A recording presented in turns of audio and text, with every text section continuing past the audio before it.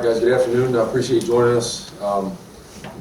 Beautiful day outside, get ready for Tuesday practice, and our guys looking forward to it. We had a great day yesterday, and obviously coming off a very tough ball game. I think we performed very well, obviously, and all the credit goes to Michigan. They performed very well. They played a great game, and so there's a lot to learn from that, a lot to get better at, improve upon.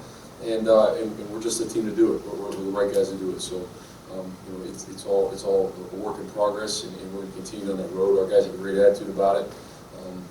We bounced back from some tough things throughout this season before, and we'll certainly do it again. And so we're looking for the opportunity. It's a home game here.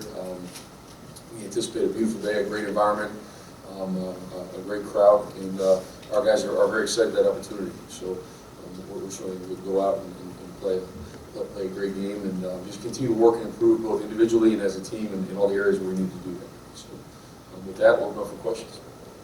Trip Talk is brought to you by Viner Consulting, your source for point-of-sale systems that give you business control and manage your inventory. Hardware, software, training, and support from NCR and Revel Systems. Call Viner Consulting at 301-251-2900 or visit us at oneviner.com. Hey, Coach, when you saw the film on Durkin's performance in his first start left tackle, what do you think, and how's his development been overall in general? Yeah, Durkin did a good job. There was a little up and down. I think when you look at it, you said that's probably, however you measure or argue that's one of the best defensive lines in the country. And Durkin held his own, and he did some really good things out there. Obviously, some things that we need to improve on, and I think he would say the same. But overall, we were able to move the ball pretty effectively, I thought, in the game. And obviously, just didn't finish some drives. But speaking of Durkin in particular, I thought he played a game, stepped in there, did a good job, and not having Mike Dunn for that game is big. He's a leader of ours and one of our best players. But Durkin certainly stepped in there and did a nice job filling his shoes. When you talk about moving the ball and not finishing, is there something that has happened consistently in those kind of situations, or is it? I mean, the other day it was, I guess the first down call when Kenny got stuffed for a loss, and then it started moving backwards. Is there something that consistently happens when you don't finish as opposed to, is it? No, it's something different. There was, we got set back by a penalty down in the low red zone. We got hitting stuff not backwards. I think probably overall, really look at it, our offense did a good job moving the ball. They had to drive the whole field every time. We didn't create a short field at all. We didn't create a short field, whether it be in special teams or on defense. And that's a hard thing to do, especially playing a very, very good defense, which we were. To go 75 yards or 80 yards, whatever it is, every time, that's far. It's hard to do. And so, there are definitely some things we could have done better. We need to fix and clean up to finish those drives. That you can point to it on. It's a consistent thing that this is what it is.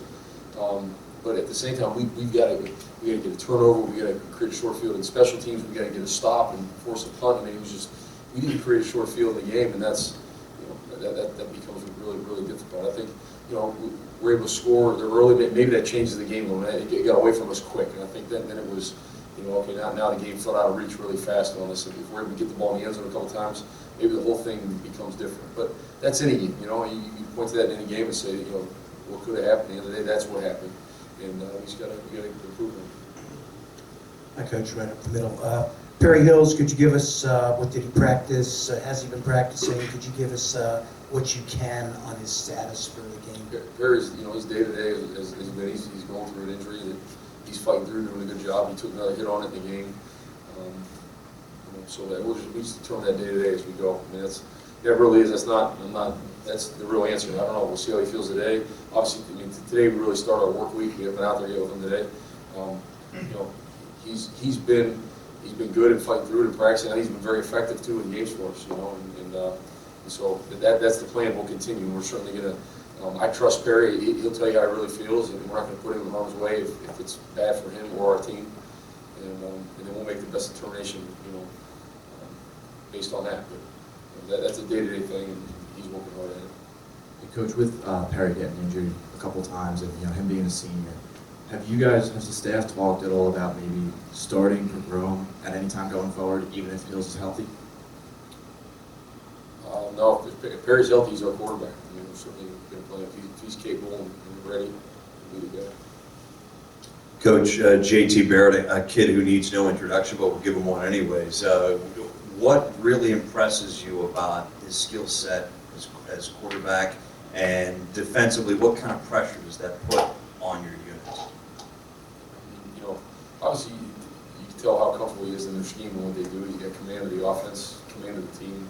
You know, he's a great leader, and he can beat you throwing it or running it. So anytime you face, you know, take all the other stuff aside, you take a quarterback that really can do either one. That presents issues for a defense, and let alone an experienced guy like that who's been through all the battles, all the tests, and you know, done a great job. I mean, he's one of the best there is in the country for sure.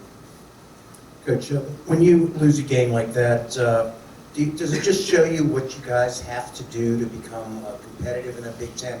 I understand it's a work in progress. Been here, 7, 8 games, but when you see a game like that and you have Ohio State coming in, does it show you what you guys need to do to get competitive?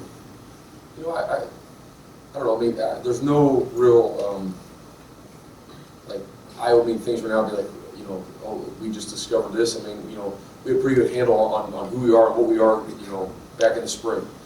And, obviously those are conversations and things as a coaching staff that we have and determine that, how to best do things and attack it. Yeah, I think, we all know that. Maybe some people now that are watching it are saying, okay, it's whatever. I don't think the margin is quite what that score shows, but there's definitely a margin. I mean, it is what it is. So we'll continue to coach our guys, develop them the best we can, and continue to bring in new players into the program to increase it. And I think there's no doubt about it that'll happen. We're in a great spot with the guys we have on our team. They're very coachable. They're developmental. There's a lot of guys. There's 15 freshmen playing right now. In a normal year, probably not playing 15 freshmen. Some guys are in an unfair position right now. They're being forced to play and asked to perform. They're probably not quite ready, but that's okay. They'll get ready. They'll be that much more ready as we keep going forward. And then, as we keep recruiting, and we're going to recruit at the highest level here because we can. We got everything you need, and we're in such a great area for talent. We can, we'll close that gap, whatever it is. Again, I don't think it's what that score showed, but whatever, we'll close it and move forward. But with the team we got right now, we got a group of guys that know how to win. We've proven that. We haven't done it on a consistent basis, but we know how to win. And when we're all playing together and doing the right thing, I think we're a tough matchup for anyone. Coach. This week you're dealing with Curtis Samuel, who's the nation's top receiving running back. How big of an emphasis for the defense is keeping an eye out on him coming out of the backfield and needing to prepare for some of his abilities?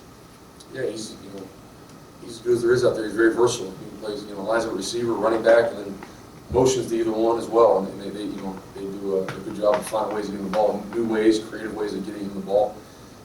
And he's certainly dangerous in the open field. So. That's definitely a guy we always got to know where he is and have a good plan for defending him.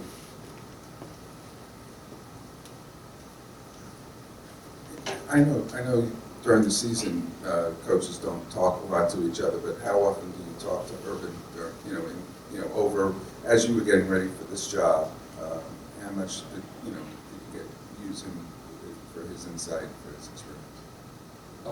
Yeah, quite a bit, man.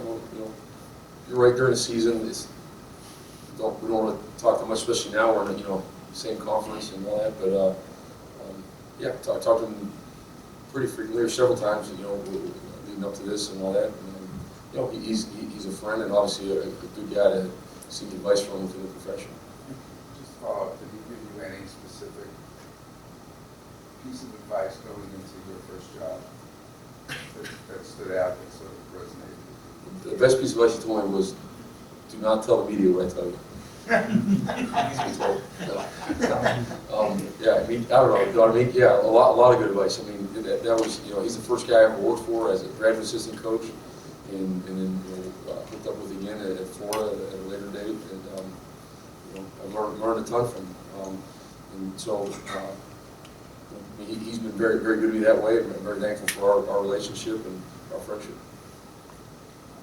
DJ, what kind of things impress you about their defense, and what kind of challenges do they present? You know, defensively, probably as a team, but defensively speaking too, it's their speed. I mean, they're you know, they have elite team speed. They're at every level. You know, D-line, linebacker, DB, they fly around, they get to the ball, they play hard.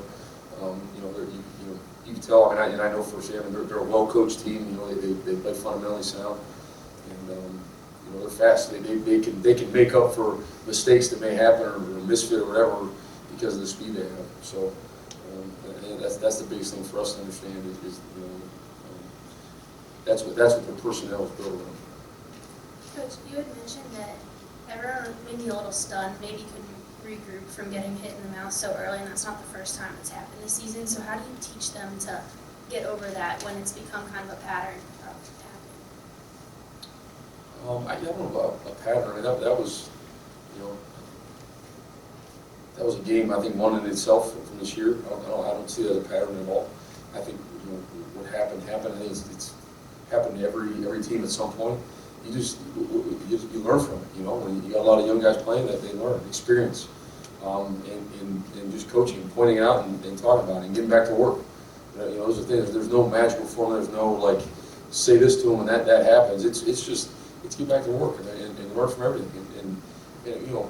We got a great group of guys, and I love coaching our team. I enjoy it every day. So you know, even that day, that's a hard one to take. That's a hard one to be a part of. But I can get in the locker room with those guys afterwards and look them in the eye and say, man, we you know, here's what we need to do better and learn from. But enjoy it and love it because they're a great group of guys to coach. And you know, we had a good Monday practice than we ever had yesterday, and I anticipate having the same thing on Tuesday. So our guys bounce back. They're resilient. They will you know. Learn from it and take what's necessary and keep moving forward. Coach, defensively, where do you want to see that your team make strides this week? Where I know that you know a lot is going on, but where do you want to see this team get? Just play fundamentally better and sound within the scheme. You know, we're you know obviously we've got a couple injuries in one spot in the back end, and that's affected us. And what I would like to see is just guys like. Line up and play within the scheme and trust their technique, trust the guy next to them to just do the right thing. I think, you know, if we do that alone, we will play better defensively. Just that one thing alone there, and then mix that with the level of effort and energy we've played with at times this year. Then I think then you get even better that way. And to me, it's just that. It's just taking it one play at a time and executing on those things that they're controlled. You know, no matter who's out there, what's going on, those things are all controlled, but we can certainly do. Knowing how well Ohio State fans travel, do you have any message for Maryland fans this week?